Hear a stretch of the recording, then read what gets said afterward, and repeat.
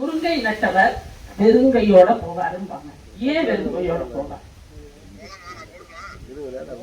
முருங்கை நரம்ப பலப்படுத்துற ஒரு அற்புதமான கீரை, சஞ்சீவி கீரையில ஒரு கீரை. முருங்கை பூ தாது உஷ்ணத்தை குறைக்கும். அந்த பச்சை பயிறு போட்டு முருங்கை பூவெல்லாம் எடுத்து அப்படியே கூட்டு பண்ணி சாப்பிடலாம். முருங்கை பிஞ்சு, முருங்கை காய், முருங்கை கசப்பு சுவை உடையது. கசப்பு நரம்ப பலப்படுத்தும் 6 சுவையில. அதனால முருங்கை ஒரு அற்புதமான மருந்து. இந்த முருங்கை வீட்டுல இருந்ததுன்னா கிராமங்கள்ல பாருங்களேன், ஒரு 11-12 மணிக்கு ஒண்ணு காயெல்லாம் இல்ல, கீரையை உடைச்சு பண்ண போறேன்பாங்க. இவ்வளவு அற்புதமான உணவு. இதெல்லாம் சாப்பிடறதுனாலதான் கிராமங்கள் எல்லாரும் ஆரோக்கியமா இருக்காங்க. கசப்பு சுவை உள்ளது முருங்கை. அதனால சர்க்கரை நோய்க்கும் அது அற்புதமான மருந்து. சர்க்கரை நோய்னா நம்ம தினம் சாப்பாட்டுல கசப்பு துவர்ப்பு 2 சுவை மட்டும் கம்மியா இல்லாம சாப்பிடுறோம்.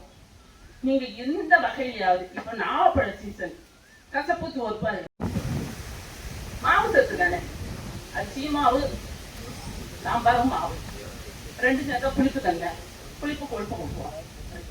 உடம்ப காமிச்சுக்கீங்க. நீங்க எல்லாம் நல்லா இருந்தாங்க, நாங்கெல்லாம் நல்லா இருக்கலாம். நான் உங்க மேல ரொம்ப ரொம்ப ரொம்ப ரொம்ப அதுதான் இயற்கையை வேண்டுதல் வேண்டும். இயற்கை விவசாயிகள்லாம் ரொம்ப ரொம்ப வேண்டுவேன். தண்ணி இல்லைப்பாங்க. ஐயோ, இந்த தடவை குடும்ப சாகுபடி இல்லைன்றாங்க. டிவியை தரல, எனக்கு அப்படியே உயிர் போயிடுங்க. 40 ஏக்கர் நான் வச்சிருக்க மாதிரி நம்மகிட்ட ஒன்றும் கிடையாது. எனக்கு அப்படியே ரொம்ப மனசு நோகும். பரவாயில்ல, ஏதோ ஒரு அதிர்ஷ்டத்துல சிஎம் விஜய் வந்தாரு. அதே மாதிரி இந்த இயற்கையும் ஒத்துழைப்பு கொடுத்துருந்தா இன்னைக்கு பாருங்க, ஐயா வந்திருக்கிறதுனால இந்த இயற்கை எவ்வளவு மிதமான வெயிலையும் மிதமான காற்றையும் கொடுக்குதா இல்லையா?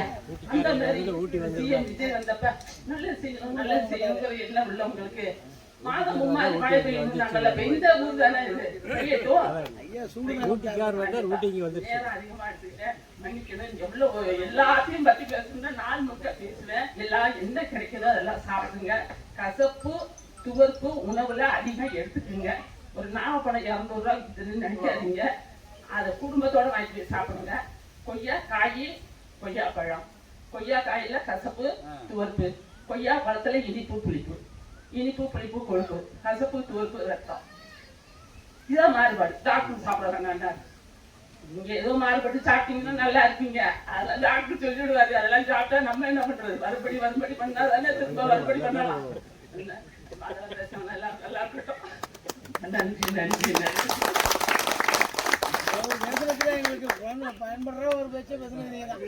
கண்ணியமா